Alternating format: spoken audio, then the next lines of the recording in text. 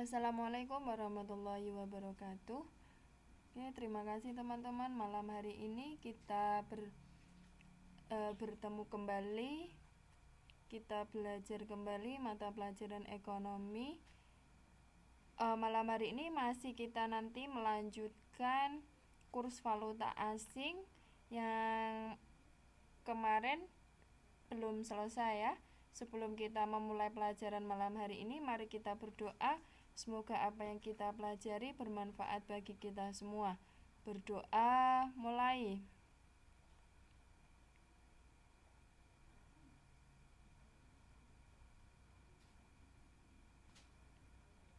Berdoa selesai. Oke, waalaikumsalam Bunda Farid. Selamat malam Mbak Umi. Oke ya, malam hari ini kita melanjutkan kembali kurs valuta asing. Kemarin ada berapa teman-teman kurs valuta asing?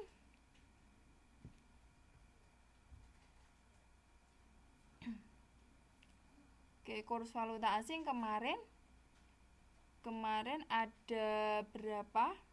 Minggu yang lalu kita belajar kurs valuta asing ya. Kurs adalah nilai mata uang yang berlaku di dalam suatu negara. Masing-masing negara memiliki mata uang yang berbeda-beda. Nah, maka kita harus belajar ya, kita harus mengetahui kurs yang digunakan di masing-masing negara, apalagi kalau kita berada di negara orang lain ya. Meskipun sekarang teknologi semakin canggih ya, pertukaran uang tidak dilakukan secara manual. Kalau dulu kan menukarkan ke bank ya, tetapi sekarang sudah ada fasilitas ATM yang secara otomatis jika kita berada di luar negeri, maka ATM itu kita gunakan secara otomatis bisa menggunakan mata uang yang berlaku di negara yang kita tuju.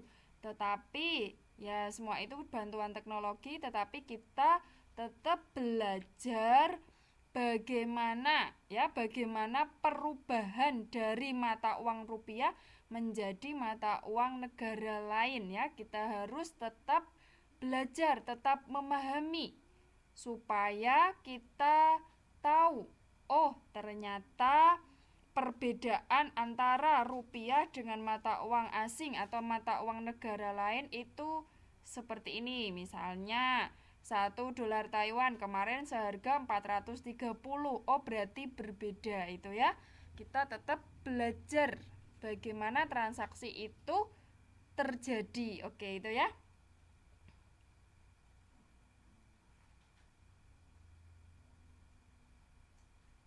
Mbak Aisyah tugas yang mana ya? Mbak Aisyah tugas kok kayaknya enggak ada ya yang masuk. Ya, nanti coba saya cek ya Mbak Aisyah ya.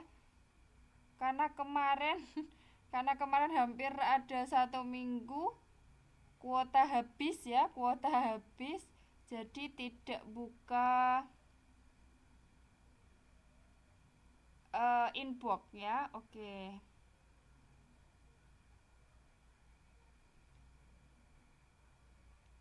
Oke, kita lanjutkan kembali.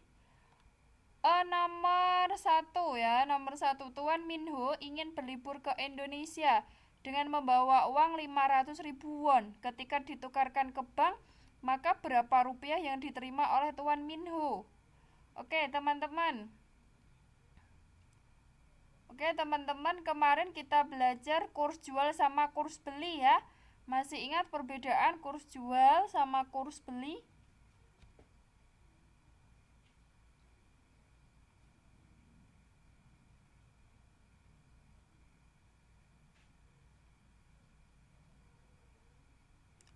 Oke, masih. Kalau kurs jual perbedaannya bagaimana?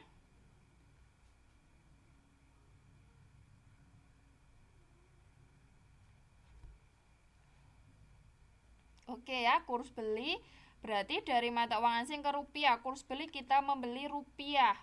Kalau kurs jual berarti kita menjual rupiah atau rupiah kita jual untuk ditukarkan ke dalam mata uang asing. Kurs beli jika dari negara lain ingin pergi ke Indonesia, tetapi kalau kurs jual berarti kita ingin pergi ke luar negeri ya. Karena di masing-masing negara mempunyai mata uang yang berbeda-beda sehingga kita harus menyesuaikan di negara mana yang kita tuju. Kalau nomor 1 kita lihat won ya, won. Won. Won itu tadi negara mana tadi?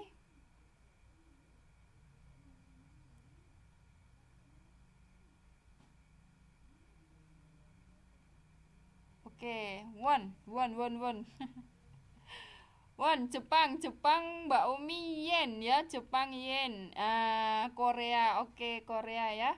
Mata uangnya won. Nah, ini bagi penggemar Korea harus tahu berapa kurs jual dan kurs belinya jika teman-teman semuanya ingin pergi ke Korea ya. Karena tadi di soal ingin berlibur ke Indonesia, Tuan Minho memiliki uang 500.000 won. Nah, 500.000 won. Jadi berapa rupiah yang harus diterima oleh Tuan Minho? Bukan Lee Min Ho ya, Tuan Minho. Kita gunakan kurs jual atau kurs beli, teman-teman? Kita menggunakan kurs jual atau kurs beli jika Tuan Minho itu orang Korea. Iya, kurs beli, betul sekali teman-teman ya. Karena Tuan Minho ingin pergi ke Indonesia, jadi dia harus membeli uang rupiah. Berarti berapa rupiahkah ya? Berapa rupiahkah yang diterima Tuan Minho jika memiliki uang 500.000 won?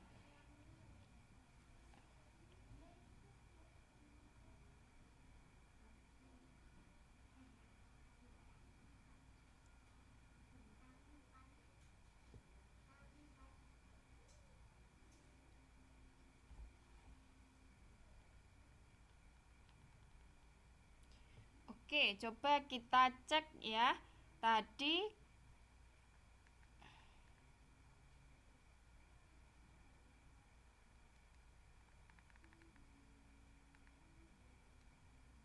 ya, ternyata 5.915.000. Ya, kalau pergi ke Indonesia seharga segitu ya sedikit ya, teman-teman ya. 6 juta dari negara Korea ke negara Indonesia. 6 juta, dia membawa uang 6 juta. Kira-kira kira-kira 6 juta kurang 85.000 ya, teman-teman. Dari Korea ke Indonesia. Dia membawa kira-kira 6 juta. Sampai mana ya, teman-teman, uang 6 juta? Iya, Mbak Aril. Aduh. Tiketnya saja berapa, kemudian buat makan, buat nginep di hotel, aduh limit banget ya. Oke, kita lanjutkan lagi. Apalagi Mas Anto baru nyampe sudah habis. Kemudian yang nomor 2, Tia mendapatkan kiriman uang dari ayahnya yang bekerja di Malaysia sebesar 500 ringgit dan kiriman uang dari kakaknya yang bekerja di Korea sebesar 20.000 won. Berapa rupiah yang diperoleh oleh Tia? Ayo, ringgit. Ringgit. Ringgit ya, mata uang yang digunakan di negara mana, teman-teman? Ringgit. Mata uang. Oke, Malaysia. Kita lihat. Malaysia. Berapakah 1 ringgit ditukarkan ke dalam rupiah? Wah, lumayan ya, teman-teman. Pakai 3.026,22 rupiah atau pakai 2.992,55 rupiah. Yang mana, teman-teman, yang digunakan?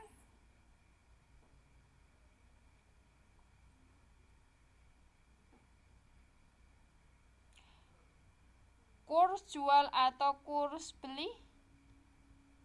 Tadi yang satu ringgitnya tadi berapa? 500 ringgit ya, 500 ringgit.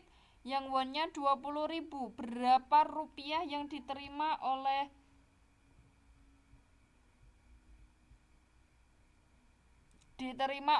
Tia? Berapa teman-teman?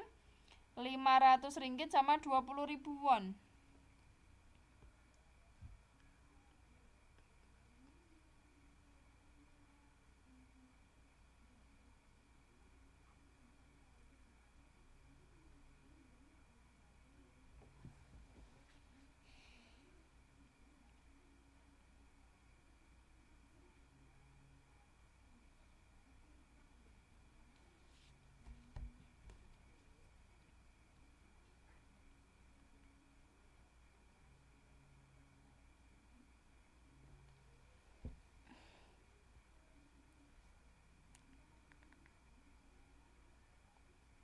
Ya, waalaikumsalam Mbak Susi.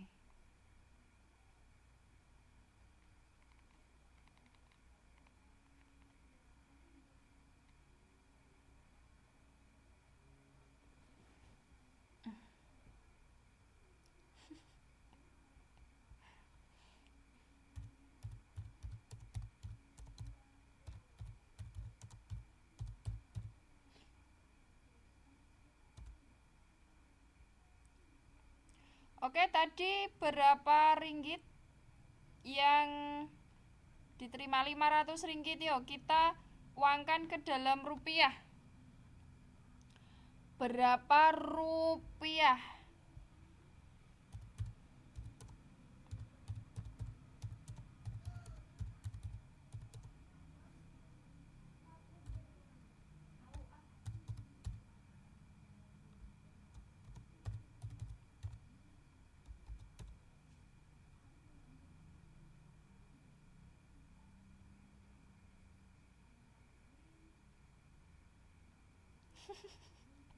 Ya Mbak Fenty, ini baru pemanasan ya. Mulai minggu depan kita sudah beralih ke akuntansi ya. Teman-teman harus siap-siap ya.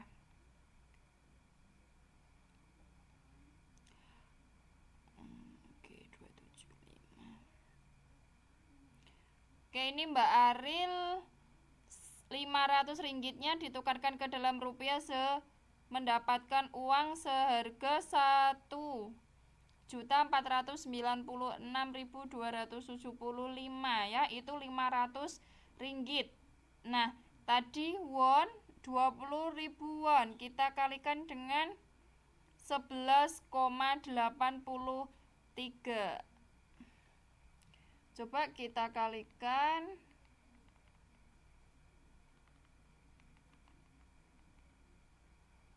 Iya.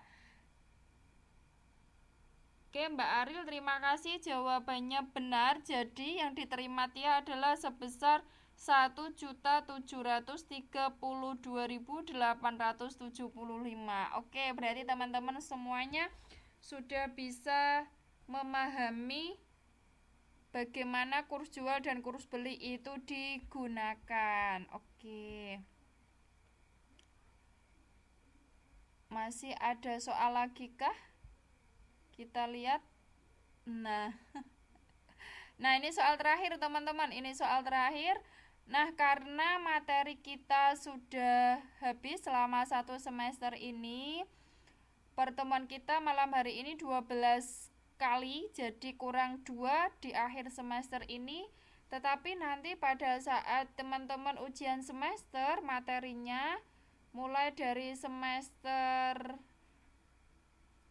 1 kemarin sampai ini ya, sampai perdagangan internasional. Teman-teman kemarin masih ingat materi yang pertama kali kita bahas? Oh ya, pertumbuhan ekonomi ya teman-teman ya. Oh, ketenaga kerjaan ya. Berarti teman-teman nanti semester satunya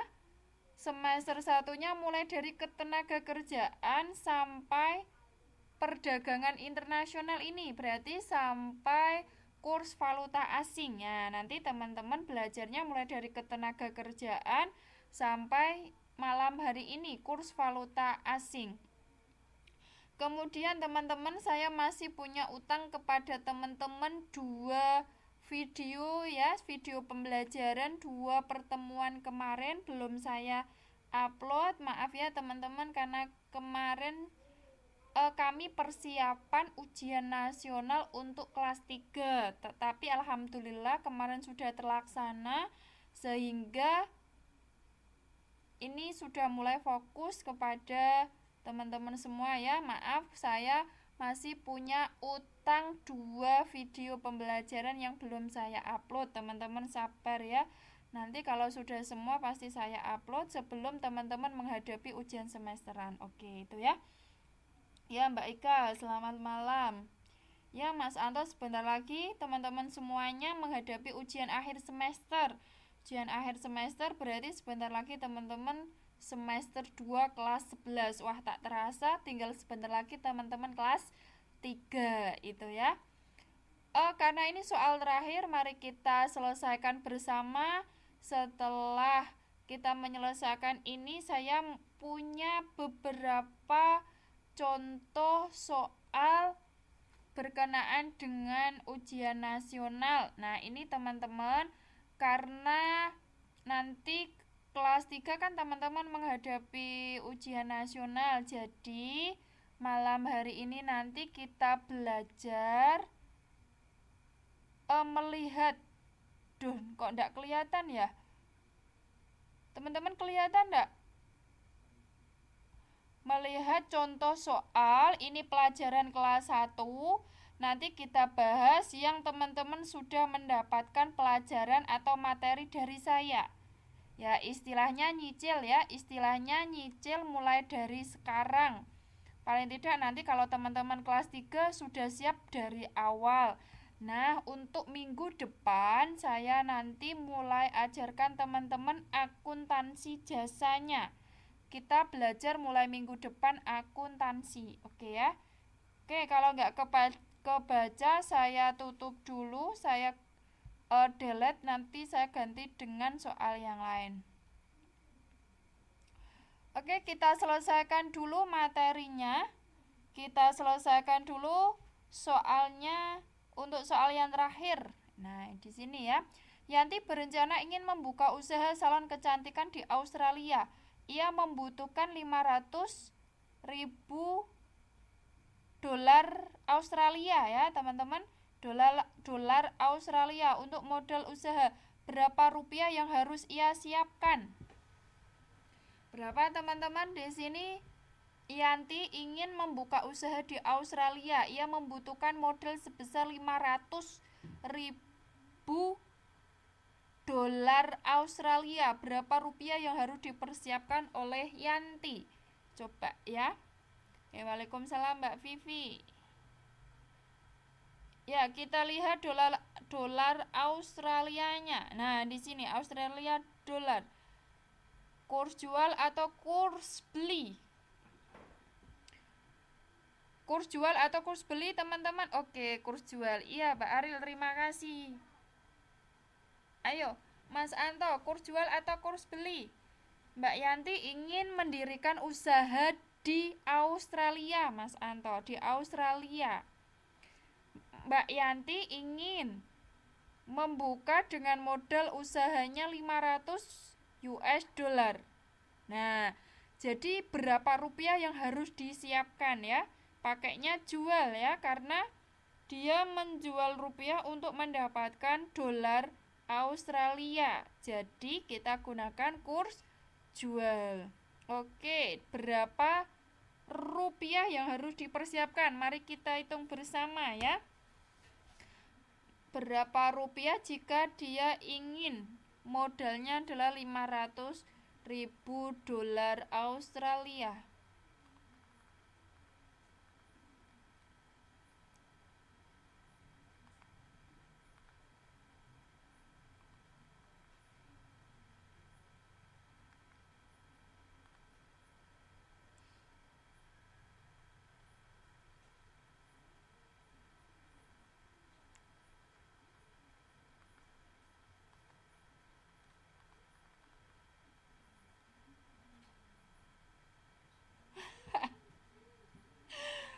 luar biasa ya teman-teman ya, 5M, 5 miliar. Tapi ya itu kalau di luar negeri ya memang harus banyak ya, karena selisihnya dari rupiah sudah 10.240,48 rupiah. Jadi yang harus dipersiapkan Mbak Yanti supaya bisa memenuhi modalnya 500 US dollar, yang harus dipersiapkan adalah sejumlah 5 miliar ya, 5 miliar 120 juta 240.000. Oke, itu dalam angka saja teman-teman. Nanti besok kita realisasikan bersama ya. 5 miliar ya, 5 miliar 120 juta 240.000 rupiah. Oke, terima kasih teman-teman. Untuk soal yang terakhir mari kita selesaikan. Nyonya Lestari mendapatkan kupon cek belanja senilai 100 CHF. Coba kita lihat berapa rupiah yang diperoleh Nyonya Lestari. CHF mata uang apakah itu? Kita lihat, kita cek. CHF. Nah, ini Swiss francs. Nah, ini negara Swiss franc. Karena tadi mendapatkan kupon seharga 100, maka yang kita gunakan kurs jual atau kurs beli, teman-teman.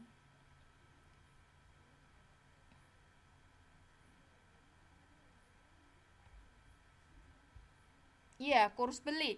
Monggo silakan teman-teman menghitung berapa rupiah yang diterima oleh Ibu Nyonya Lestari. Tadi 100 berarti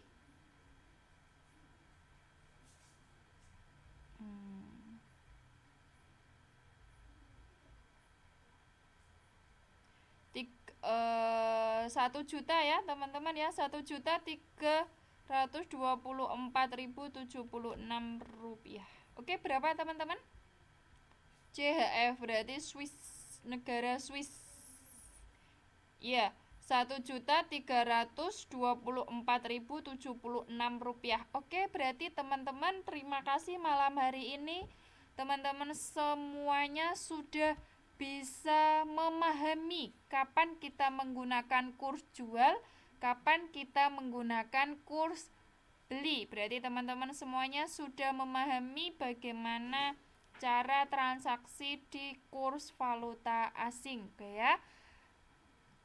Sampai sini teman-teman ada yang ditanyakan? Teman-teman ada yang ditanyakan? Oke ya. Saya sampaikan kembali untuk teman-teman semuanya menghadapi ujian akhir semester. Nanti materinya mulai dari ketenaga kerjaan sampai malam hari ini ya, menghitung kurs valuta asing.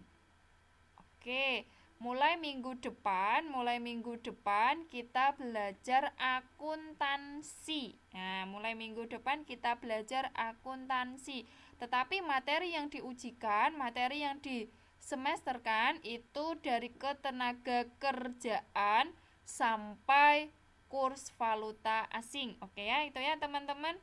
Coba saya upload kembali karena tadi materinya tidak jelas, maka saya coba upload kembali.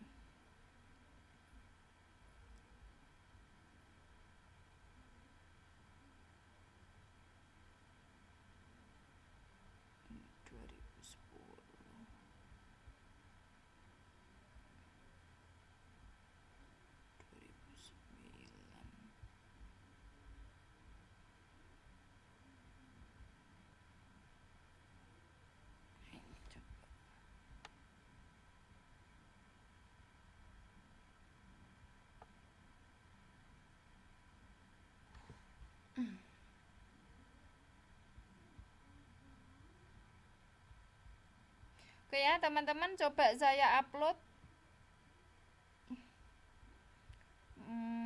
latihan soal ya, latihan soal.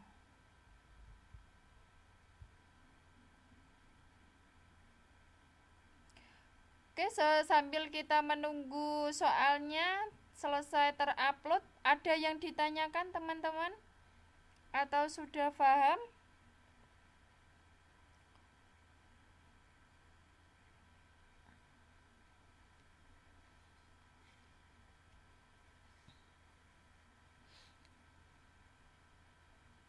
Oke, teman-teman ada yang ditanyakan? Oh, nggak ada. Oke, Mbak Nur, terima kasih. Berarti teman-teman semuanya sudah paham ya dari materi yang sudah saya sampaikan.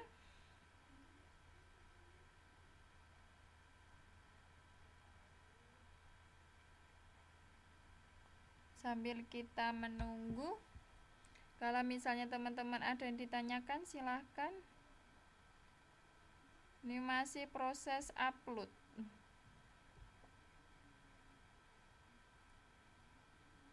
Oke, alhamdulillah ini Mbak Aril.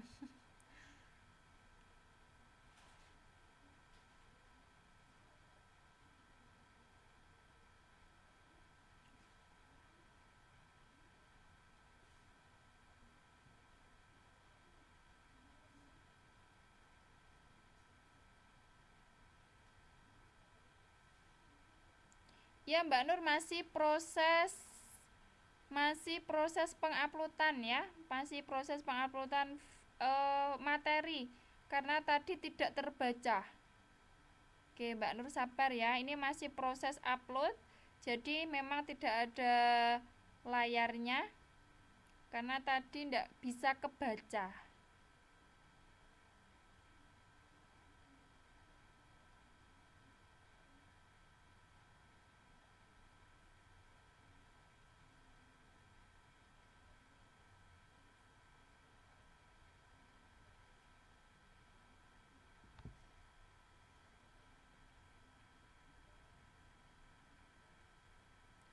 Oh, teman-teman masih ada yang belum tahu ya? Oke. Kalau kurs beli itu sama dengan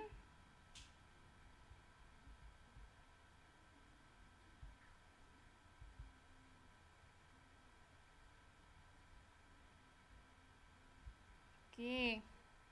Kalau kurs beli sama dengan mata uang asing dikali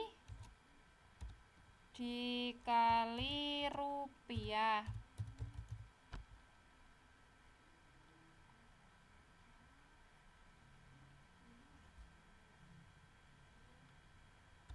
Oke, saya tunjukkan ya teman-teman ya. Misalnya barangkali teman-teman ada yang ketinggalan kemarin. Nah, ini.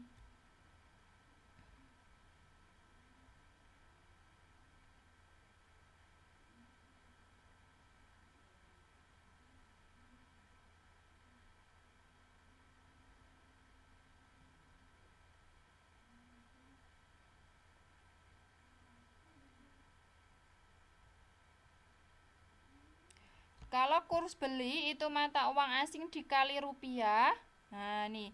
Kalau kurs beli itu mata uang asing dikali rupiah, tetapi kalau kurs jual itu rupiah dibagi mata uang asing. Nah, ini bagaimana teman-teman menggunakan kurs beli sama kurs jual.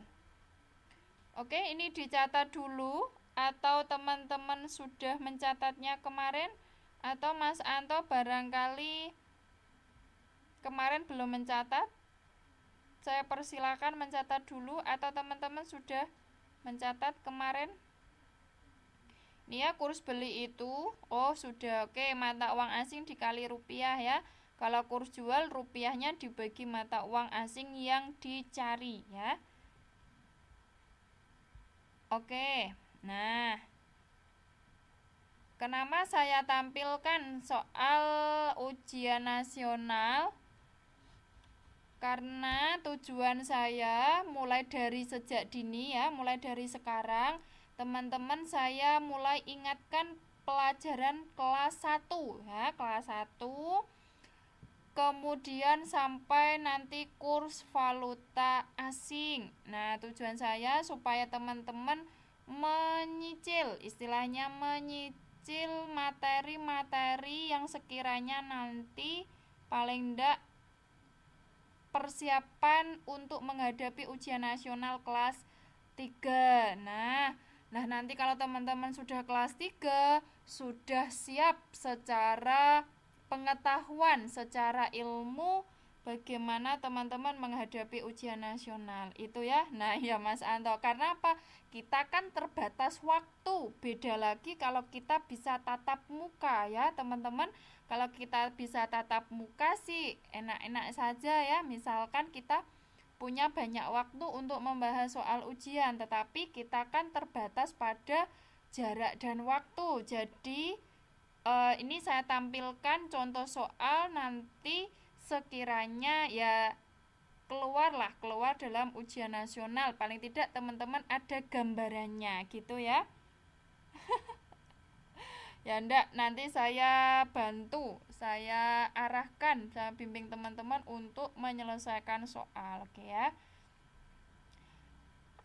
Coba kita cari kurs valuta asing yang kemarin ya, yang hari ini, malam hari ini teman-teman mengerjakan. Oke.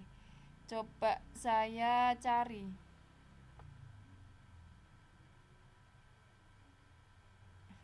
Ndak, Bunda Farid tidak mengerikan ya, tidak mengerikan.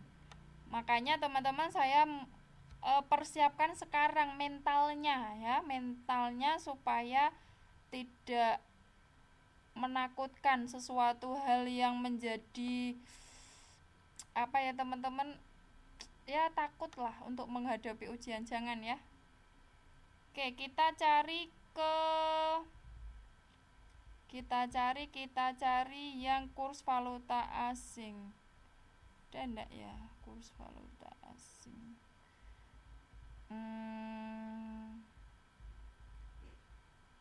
Sebentar. Ini substitusi kurs valuta asing.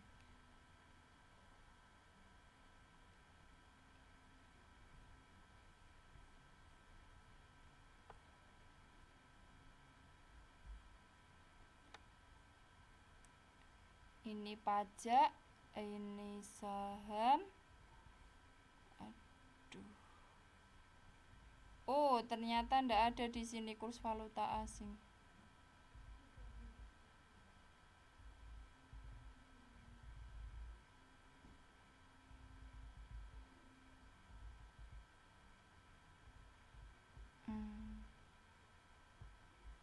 Ternyata ndak ada teman-teman di sini kurs valuta asingnya. Oke, kita mulai. Coba kita lihat bagaimana soal pertama keluar. Materi kelas 1 di semester 1. Nah, di sini. Ndak Bunda Farid, kalau kita persiapan mulai dari sekarang, baik mental maupun materinya, insya Allah nanti kelas 3 teman-teman semuanya siap menghadapi ujian. Ndak. Maka dari itu saya persiapkan teman-teman mulai dari sekarang ya, siap untuk menghadapi ujian nasional. Ujian nasional bukan sesuatu yang menakutkan, tetapi sesuatu yang menyenangkan gitu ya. Oke, nomor 1 kita lihat. Nah, ini kita mengingat-ingat materi kelas 1 di semester 1. Berikut ini contoh kegunaan benda pemuas kebutuhan. Contoh yang merupakan kegunaan barang menurut waktu. Nah, berarti barang itu menjadi lebih berguna jika digunakan pada saat yang tepat. Tuh, Mas Anto enggak kelihatan. Bagi teman-teman yang lain bagaimana? Kelihatan enggak? Waduh. Ini Mbak Fenty bisa, Mbak Dede enggak bisa, Mas Anto enggak bisa.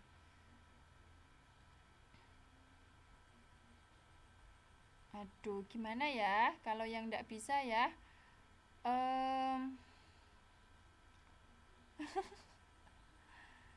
Oke ya teman-teman, ini saya bacakan, teman-teman menyimak yang tidak kelihatan layarnya sambil mengingat-ingat pelajaran kelas 1 di semester 1. Berikut ini contoh kegunaan benda pemuas kebutuhan. Contoh yang merupakan kegunaan barang menurut waktu. Nah, menurut waktu. Jadi, barang itu lebih berguna jika digunakan pada saat yang tepat. Wah, ini Bunda Farid langsung bisa menjawab A. Coba, genset digunakan pada saat mati listrik. 2. Kerbau untuk membantu petani membajak sawah. 3. Jas hujan diperlukan di saat turun hujan. 4. pemain bulu tangkis dengan raketnya. 5. Sakit mah Rita kambuh, ia memerlukan obat mah. Oke, Bunda Farid pilih B, Mbak Dede pilih C.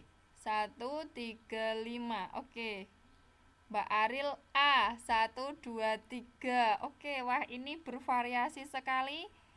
Mbak Ika A. Coba teman-teman memahami lagi. Di sini contoh merupakan kegunaan barang menurut waktu. Jadi, benda-benda itu berguna jika digunakan pada saat yang tepat. Ayo coba teman-teman, digunakan pada saat yang tepat. 1. Genset digunakan pada saat mati listrik. Oke, betul atau salah teman-teman? 1. Genset digunakan pada saat mati listrik. Oke, betul ya. Kerbau untuk membantu petani membajak sawah. Ayo, kerbau untuk membantu petani membajak sawah. Kerbau untuk membantu petani membajak sawah. Salah ya teman-teman ya, kerbau untuk membantu.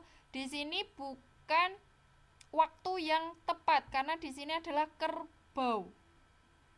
Nah, berarti kerbau memang kebutuhan petani untuk membajak sawah, tetapi tidak bisa dilihat dari waktunya ya.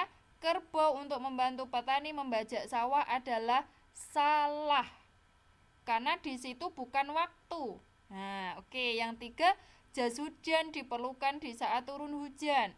Nah, berarti waktu, karena kalau misalnya di musim kemarau, pasti jas hujan itu tidak istilahnya tidak memiliki kegunaan yang penting.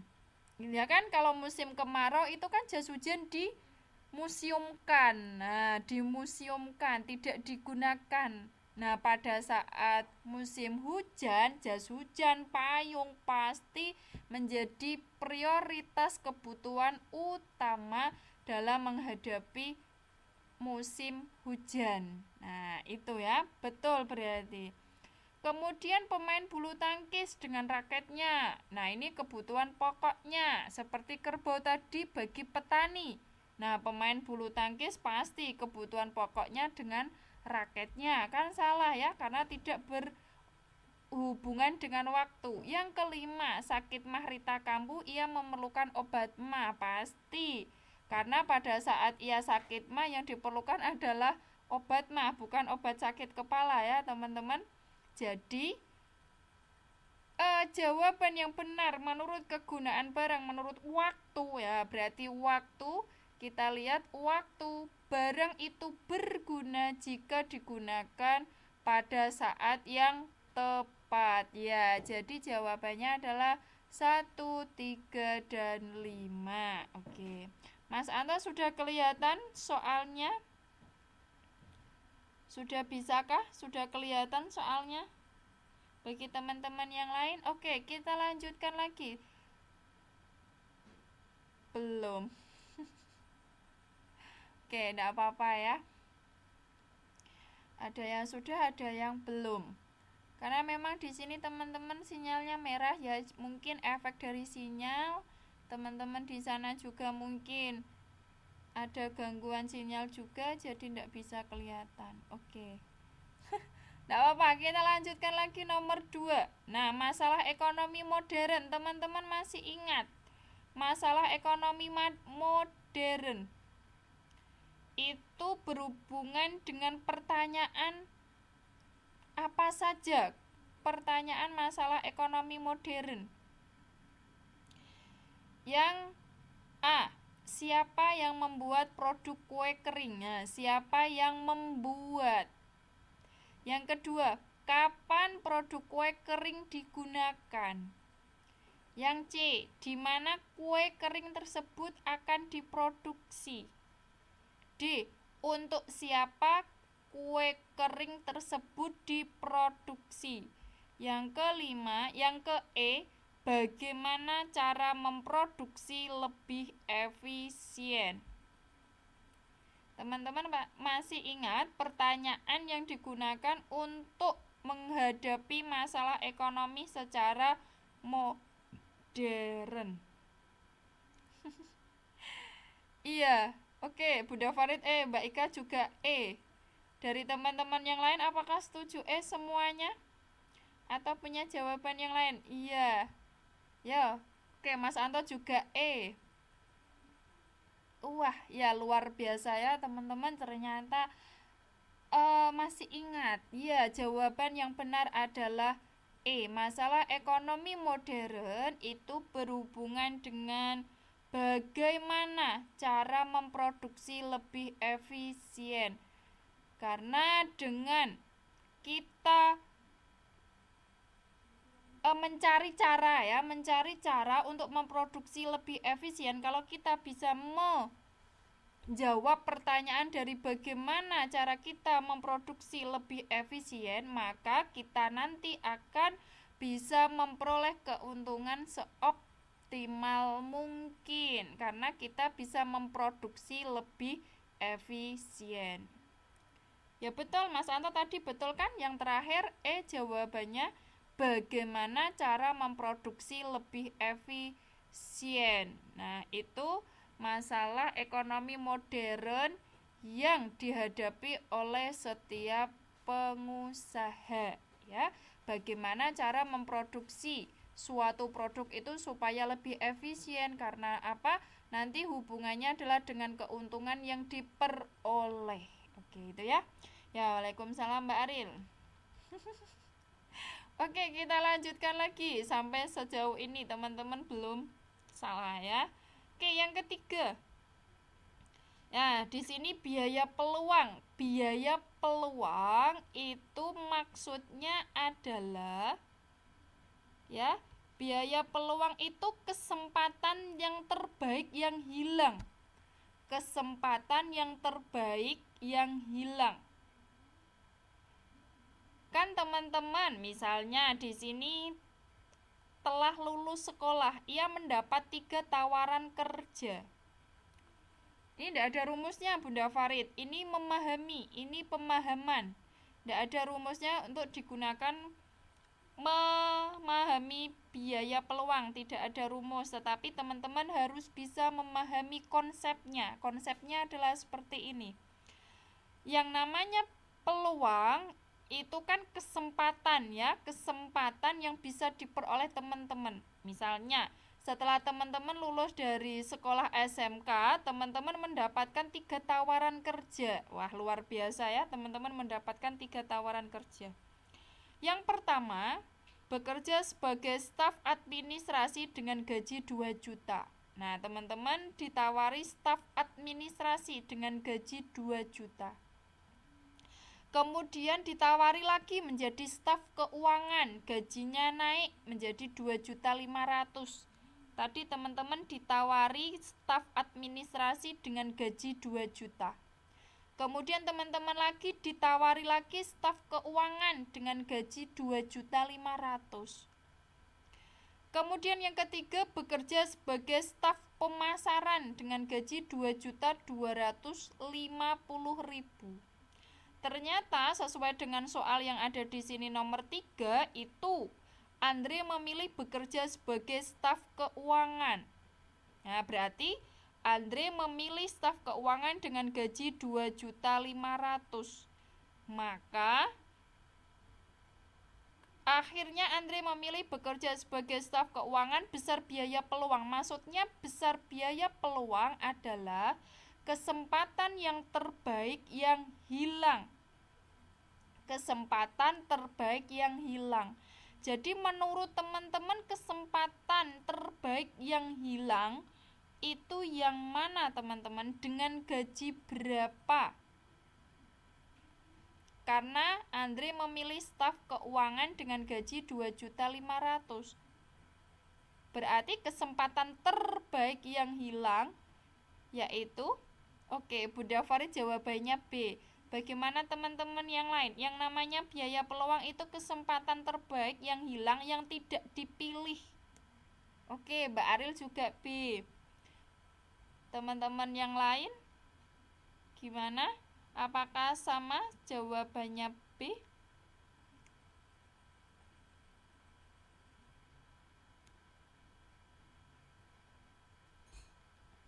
Oke, dinaikkan ke atas, dinaikkan ke bawah ya. Nah, ini ditarik.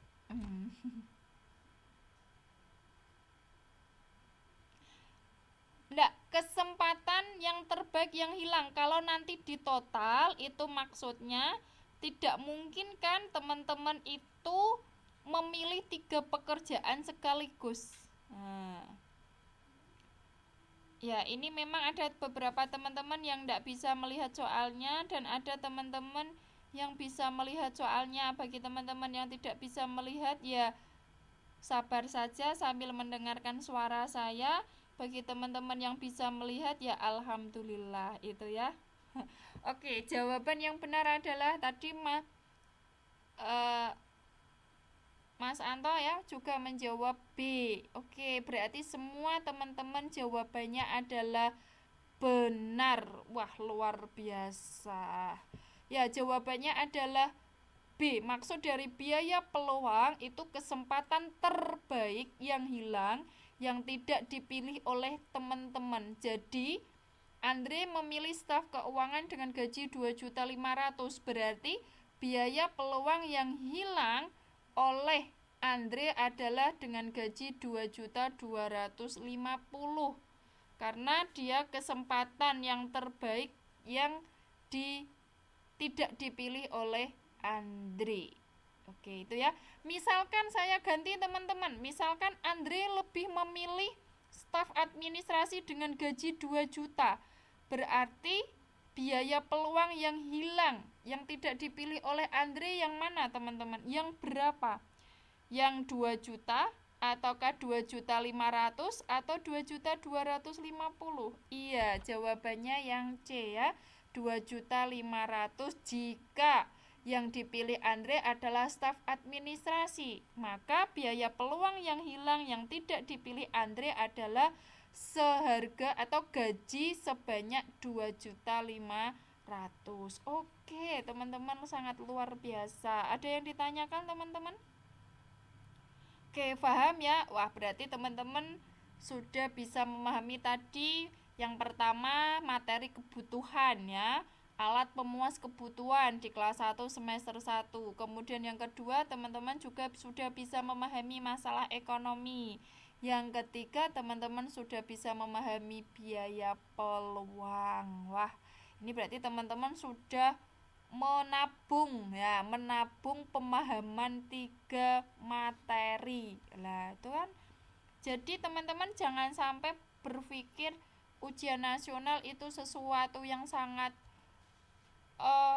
menakutkan, yang sangat membuat teman-teman khawatir. Jangan, tetapi ujian nasional itu dijadikan sesuatu yang menyenangkan, yang nantinya teman-teman akan mendapatkan suatu ijazah. Nah, itu. Oke. Yang keempat kita lanjutkan kembali. Yang keempat. Yang keempat di sini adalah iya Mbak Ika, belajar dan memahami. Jangan menghafalkan ya teman-teman ya. Kalau menghafalkan itu cepat hilang. Tetapi kalau teman-teman memahami sampai kapanpun itu teman-teman pasti bisa, pasti ingat. Jadi kalau teman-teman belajar jangan menghafalkan, tetapi memahami. Sampai kapanpun kalau teman-teman memahami itu ya ingat. Tetapi kalau menghafalkan ketemu soalnya mudah hilang. Jadi teman-teman dalam belajar adalah memahami. Oke, itu ya. Oke, nomor 4. Teman-teman masih ingat sistem ekonomi? Oke, saya ingatkan ya. Sistem ekonomi itu ada sistem ekonomi liberal atau bebas. Ada sistem ekonomi sosialis. Ya, sosialis. Tadi liberal atau bebas. Sosialis atau komando. Yang ketiga ada sistem ekonomi campuran. Nah, campuran ya berarti liberal dengan sosialis. Kalau di negara kita sistem ekonomi yang digunakan apa teman-teman, masih ingatkah? Oke, Mbak Eka enggak apa-apa ya. Masih ada waktu setengah jam untuk belajar. Oke, teman-teman masih ingat sistem ekonomi yang digunakan oleh negara kita? Oke. Oleh negara kita, Bunda Farid. Iya, Mbak Aril masih ingat demokrasi Pancasila. Ya, karena dasar negara kita adalah Pancasila sebagai dasar dalam menjalankan suatu negara. Nah, jadi menjadi pedoman, maka sistem ekonomi yang digunakan di negara kita pun menggunakan sistem demokrasi Pancasila. Oke, sip. Teman-teman luar biasa. Nah, di sini coba teman-teman menjawab sistem ekonominya apa. Saya membacakan soalnya ya, yaitu sistem ekonomi liberal atau sosialis. Oke, teman-teman menjawab. Saya yang membacakan soalnya. Sistem ekonomi liberal bebas sama pasar itu sama ya, teman-teman ya. Sistem ekonomi liberal, kemudian sistem ekonomi bebas, sistem ekonomi pasar itu sama. Nah, di sini yang ditanyakan adalah sistem ekonomi pasar. Pasar berarti liberal, bebas. Nah, saya membacakan soalnya, teman-teman yang menjawab. Perekonomian diatur sepenuhnya oleh individu atau kelompok. Itu ciri sistem ekonomi pasar atau sosialis, teman-teman, atau komando. Komando dengan sosialis sama. Oke, saya ketik di sini dulu ya, teman-teman ya. Pasar atau bebas atau liberal. Nah, kalau sosialis itu sosialis, kemudian komando itu juga sama. Oke. Perekonomian diatur sepenuhnya oleh individu atau kelompok. Ekonomi apa teman-teman? Pasar atau komando? Mbak Ika menjawabnya komando. Teman-teman yang lain apa? Perekonomian diatur sepenuhnya oleh individu atau kelompok. Oke, Mbak Aril pasar, Mbak Vivi sosialis, Mbak Aril komando, Mbak Vivi sosialis. Bagaimana teman-teman yang lain?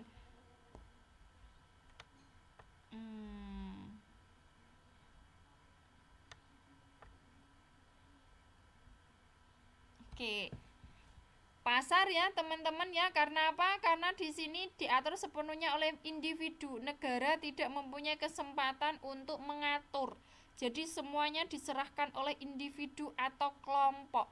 Negara tidak campur tangan. Negara itu tidak punya peranan. Yang berperan itu individu atau kelompok. Itu namanya sistem ekonomi pasar, bebas atau liberal. Ya.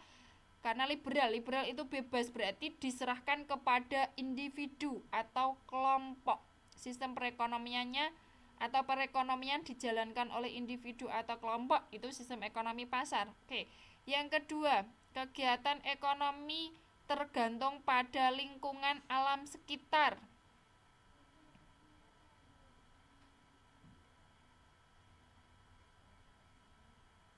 Oke, teman-teman, kegiatan ekonomi tergantung kepada lingkungan alam sekitar. Nah, di sini bukan sistem ekonomi pasar, bukan juga sistem ekonomi sosialis, tetapi kalau bergantung pada lingkungan alam sekitar itu namanya sistem ekonominya tradisional, gitu ya, teman-teman. Masih bersifat tradisional. Oke. Kegiatan ekonominya tergantung kepada lingkungan alam sekitarnya, berarti tidak pasar, tidak sosialis, tetapi sistem ekonominya tradisional. Yang namanya tradisional kan berarti masih memanfaatkan lingkungan alam sekitar. Oke, yang ketiga, adanya kebebasan melakukan kegiatan ekonomi bagi setiap warga negaranya. Ya, Mbak Dede, dulunya barter ya, pertukaran barang dengan barang. Yang ketiga, adanya kebebasan melakukan kegiatan ekonomi bagi setiap warga negara. Itu bebas, pasar, atau komando, atau sosialis. Apa teman-teman? Adanya kebebasan. Oke, pasar ya. Bebas. Produksi dilaksanakan dengan menggunakan peralatan yang sederhana. Nah, menggunakan peralatan yang sederhana. Tadi tradisional, pasar, atau sosialis, teman-teman. Produksi dilaksanakan dengan menggunakan peralatan yang sederhana. Tradisional, kemudian bebas, atau sosialis? Iya, tradisional. Oke, sip. Kemudian yang kelima, inisiatif dan kreativitas masyarakat berkembang. Inisiatif dan kreativitas masyarakat berkembang. Jadi, masyarakat itu diberi kesempatan untuk berkreasi, berinisiatif. Ya, oke, pasar ya. Jadi, jawaban yang benar adalah C. Ya, 1, 3, dan 5. Oke, teman-teman. Saya sekadar mengingatkan, oke ya.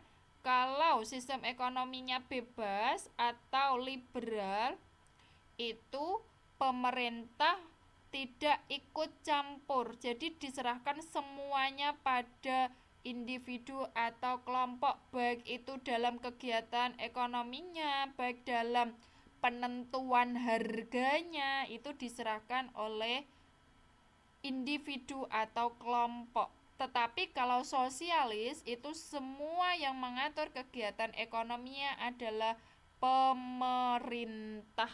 Gitu ya, teman-teman. Semua yang mengatur kegiatan ekonominya itu adalah pemerintah. Jadi masyarakat tidak diberi kesempatan untuk mengembangkan kreativitasnya. Semuanya diatur oleh pemerintah. Itu sistem ekonomi sosialis. Tetapi kalau tradisional, yang namanya tradisional berarti masih memanfaatkan alam sekitar, peralatan yang digunakan juga masih sederhana. Tetapi kalau kita demokrasi Pancasila, ada dasar negara kita Pancasila sebagai pedoman ya, sebagai pedoman dalam menjalankan kegiatan ekonomi kita. Makanya dibuktikan dengan yang pertama ada BUMN ya toh. BUMN berarti miliknya negara. Kemudian ada BUMS berarti miliknya swasta. Miliknya swasta berarti tadi diserahkan kepada individu atau kelompok. Tadi kalau BUMN diserahkan kepada negara. Kalau BUMS diserahkan pada swasta yang mempunyai modal. Kemudian yang ketiga ada yang namanya koperasi. Nah, koperasi itu kan berasaskan kekeluargaan. Itu berdasarkan Pancasila kita. Jadi negara kita ada pedoman yang digunakan dalam menjalankan kegiatan ekonomi yaitu Pancasila.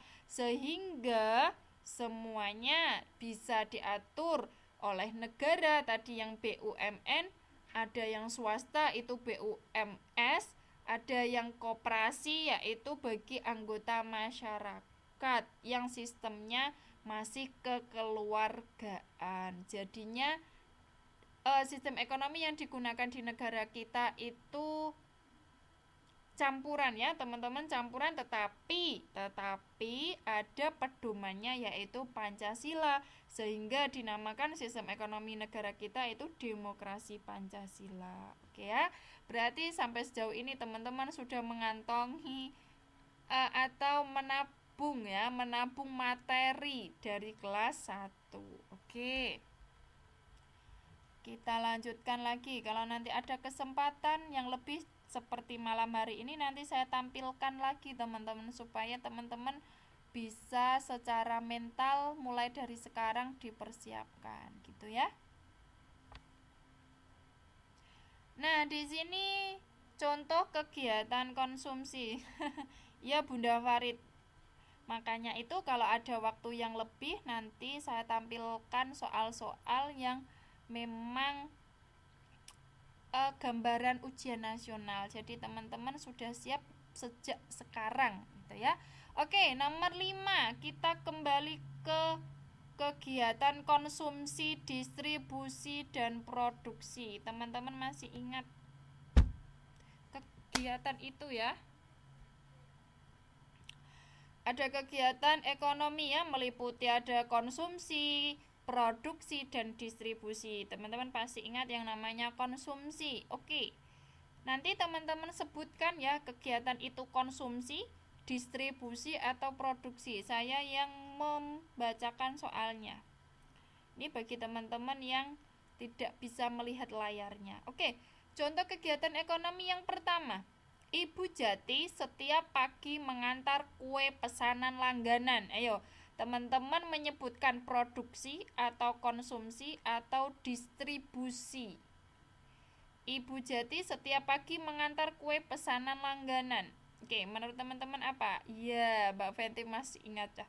Distribusi, betul. Ya, distribusi. Oke, sip. Yang kedua, Ibu Dian berbelanja. Nah, Ibu Dian berbelanja untuk kebutuhan keluarganya. Ibu Dian berbelanja untuk kebutuhan keluarganya.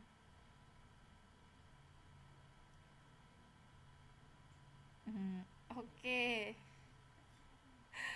Yang ketiga, Ibu Ita membeli nasi goreng telur untuk sarapan pagi. Bu Ita membeli nasi goreng telur untuk sarapan pagi. Ya. Oke. Yang keempat. Bapak Joko selalu mengantar anaknya ke sekolah. Kalau mengantar anaknya ke sekolah ya bukan kegiatan distribusi ya. Iya, Bunda Farid, betul sekali, bukan ya. Bukan kegiatan ekonomi. Sip. Yang kelima, Bapak ya Mbak Fenty, anaknya dijual. Ya bukan kegiatan ekonomi itu namanya. Yang kelima, Bapak membeli HP keluaran terbaru di mall. Bapak membeli HP keluaran terbaru di mall. Oke, konsumsi. Yang terakhir, yang keenam, Budi setiap pagi membantu ibunya berdagang di pasar. Budi setiap pagi membantu ibunya berdagang di pasar. Budi setiap pagi membantu ibunya berdagang di pasar. Oke. Ya, berdagang bisa distribusi karena menyalurkan barang dari produsen kepada konsumen. Oke, teman-teman, tadi ya jawabannya adalah 2, 3, dan 5. Oke. Ya, Mbak Mutiara, enggak apa-apa. Wah, Mbak Fenty lapar. Makan dulu Mbak Fenty, enggak apa-apa, sambil mendengarkan. Tadi Mas Anto akhirnya keluar ya. Ya mungkin karena sinyalnya tiba-tiba keluar. Mungkin putus asa ya, tidak bisa melihat layarnya. Jadi Mas Anto keluar tadi. Oke, kita lihat ke circular flow atau arus barang dan jasa.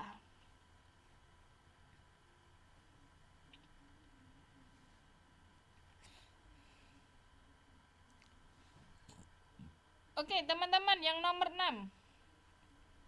Yang nomor 6 di sini adalah kegiatan arus barang dan jasa. RTK itu maksudnya adalah rumah tangga konsumen.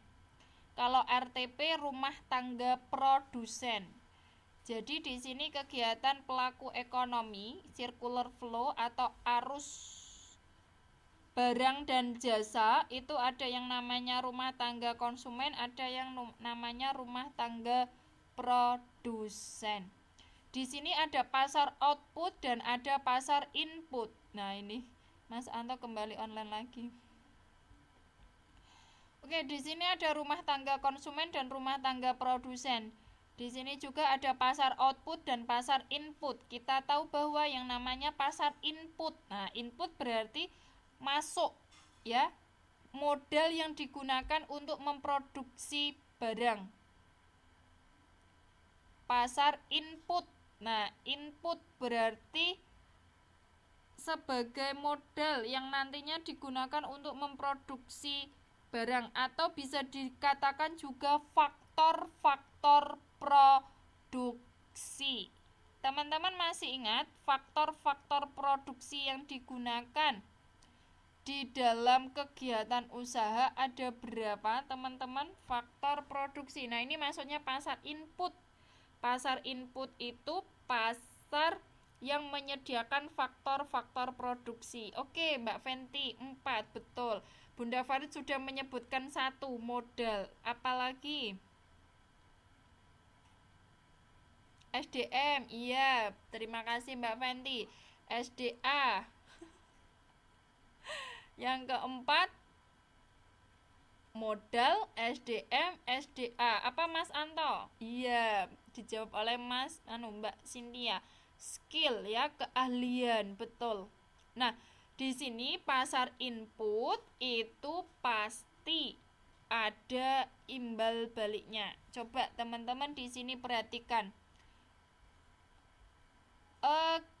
Perhatikan pasar input karena saya bahasnya pasar input, jadi teman-teman perhatikan diagram. Nah, diagram yang nomor 3. Yang nomor 4 ada tulisannya pasar input, berarti di sini rumah tangga produsen kepada rumah tangga konsumen. Faktor-faktor produksi yang teman-teman tadi sebutkan itu kan pasti ada imbal baliknya, ya. Teman-teman pasti masih ingat di pendapatan nasional berdasarkan pendapatan itu kan ada imbal balik dari faktor produksi yang dimiliki oleh konsumen. Nah, di sini ada diagram nomor 3. Teman-teman yang bisa melihat gambarnya, ada diagram yang nomornya 3. Di sini RTK itu rumah tangga konsumen, kalau RTP rumah tangga produsen. Ada diagram nomor 3, ini menunjukkan dari rumah tangga konsumen kepada rumah tangga produsen. Nah, konsumen bekerja sama dengan rumah tangga produsen itu dalam hal penyediaan faktor-faktor produksi. Nah, itu ya teman-teman, menyediakan faktor-faktor produksi yang teman-teman sebutkan tadi. Itu berarti diagram nomor 3. Kemudian yang nomor 4, yang namanya faktor produksi yang disediakan oleh konsumen itu digunakan produsen untuk menghasilkan barang dan jasa, sehingga ada imbal jasa atau balasan imbalan yang diberikan produsen kepada konsumen. Teman-teman masih ingat? Masyarakat, nah iya Mbak Cynthia, masyarakat yang mempunyai sumber daya alam, berarti sumber daya alam imbalannya berupa apa? Ini ya Mbak Cynthia, nih sewa, gaji, iya, itu imbalan bagi faktor-faktor produksi atau bagi pemilik faktor produksi. Oke Mbak Aril, kalau bukan Mbak Ika, belum masuk gaji, kita bahas dulu yang SDA. SDA itu imbal jasanya apa? Sumber daya alam. Kalau Mbak Ika nanti gaji berarti, iya Mbak Fenty, sewa, ya, sewa, betul, sewa.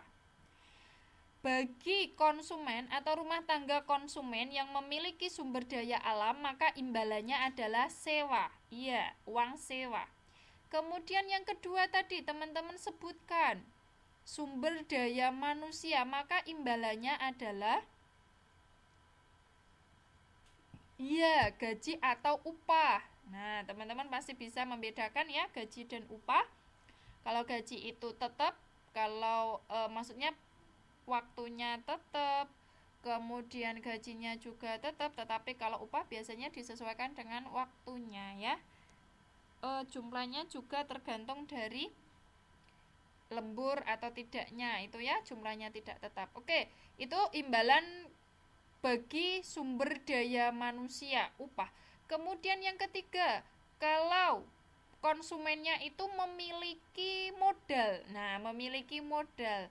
Imbalan yang diterima oleh rumah tangga konsumen apa, teman-teman? Iya, bunga. Oke, Mbak Cynthia, terima kasih. Masih ingat berarti. Yang terakhir, kalau memiliki skill, memiliki keahlian, maka iya, laba. Betul, terima kasih ya, teman-teman. Di sini berarti teman-teman masih ingat. Iya, laba. Laba, keuntungan itu bagi pemilik skill, modal, usaha, pengusaha. Pengusaha. Maka yang diperoleh adalah laba. Ya, Bunda Farid, kalau Bunda Farid berwirausaha pasti akan mendapatkan keuntungan laba. Berarti di sini ya enggak apa-apa Bunda Farid. Bunda Farid kan bisa itu ya, menyulam, membuat aneka kerajinan tangan. Nah, itu Bunda Farid termasuk pengusaha, usaha, faktor produksi skill, memiliki skill, maka nanti imbal baliknya, imbal jasanya berupa laba. Oke, itu yang nomor 3 dan 4. Saya jelaskan yang nomor 1 dan 2. Di sini pasar output. Pasar output berarti yang sudah jadi. Barang-barang yang sudah jadi, yang sudah diolah. Rumah tangga konsumen akan memberikan rumah tangga produsen dalam bentuk apa, teman-teman? Ya Mbak Fenty, tapi jangan sampai konsumtif ya, jangan sampai konsumtif. Ayo Bunda Farid, rumah tangga konsumen memberikan apa kepada rumah tangga produsen? Iya Mbak Fenty, uang ya, dalam bentuk uang. Betul, betul. Dalam bentuk pendapatan ya, dalam bentuk rumah tangga produsen itu adalah uang atau laba. Nah, di situ laba, keuntungan, ya kan, uang. Kemudian kalau rumah tangga produsen memberikan apa kepada rumah tangga konsumen? Rumah tangga produsen memberikan apa kepada rumah tangga konsumen? Iya, barang. Betul sekali. Jadi di sini kegiatan pelaku ekonomi yang merupakan arus barang dan jasa yang mana, teman-teman? Kegiatan pelaku ekonomi yang merupakan arus barang dan jasa. Nomor berapa, teman-teman?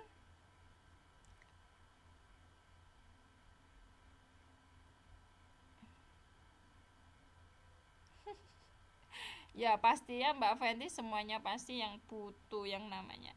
Iya Bunda Fari, terima kasih. Jawabannya adalah A ya, nomor 1.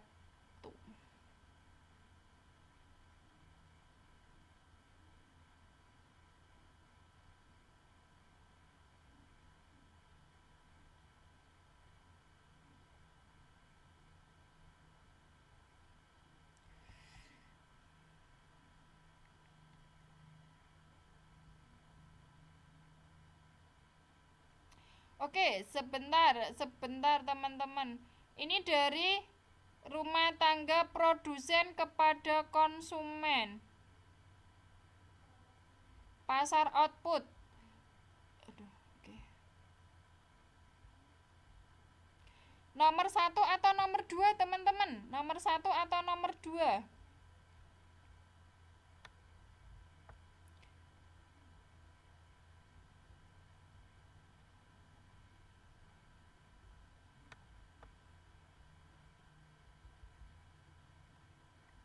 Oke, nomor 2 ya teman-teman ya, berarti B ya, bukan nomor 1. Karena kita lihat lagi ya teman-teman, di sini arusnya itu gambar panahnya dari rumah tangga produsen kepada konsumen. Ini Mbak Fenty, perhatikan arah panahnya. Di sini kalau nomor 1 itu arah panahnya dari rumah tangga konsumen kepada rumah tangga produsen. Berarti kan konsumen memberikan produsen itu kan dalam bentuk uang tadi yang Mbak Fenty sebutkan tadi. Uang, Bu. Iya, betul. Nah, produsen kepada konsumen itu kan menyediakan barang, memproduksi barang, sehingga alurnya di sini nomor 2 itu dari produsen kepada konsumen, maka menyediakan barang. Tetapi yang nomor 1 itu dari konsumen kepada produsen, maka imbalannya maka konsumen memberikan produsen itu dalam bentuk uang karena sudah menggunakan barang. Ya, kalau nomor 1 RTK ke RTP. Kalau nomor 2 itu RTP ke RTK. Jadi di sini yang merupakan arus barang dan jasa adalah nomor 2. Nomor 2 karena berdasarkan arah panah nomor 2 itu dari produsen kepada konsumen. Yang namanya produsen kepada konsumen itu menyalurkan barang. Oke ya, teman-teman. Karena waktunya tinggal 2 menit lagi, saya cukupkan malam hari ini. Minggu depan kita sudah masuk ke akuntansi jasa. Nanti kalau ada waktu yang lebih lagi, nanti kita lanjutkan untuk pembahasan selanjutnya. Gitu ya teman-teman ya, karena waktunya ini sudah habis, tinggal 2 menit lagi. Minggu depan saya ingatkan kepada teman-teman semuanya, kita sudah masuk ke dalam akuntansi. Itu ya. Terima kasih atas segala antusiasnya teman-teman semuanya. Teman-teman semuanya sungguh luar biasa. Pemahaman dalam memahami ekonomi semakin pertemuan teman-teman sangat luar biasa. Oke, terima kasih semuanya. Selamat istirahat kepada teman-teman semuanya. Semoga minggu depan kita masih dipertemukan kembali dalam keadaan sehat walafiat. Itu ya. Terima kasih, selamat istirahat. Assalamualaikum warahmatullahi wabarakatuh.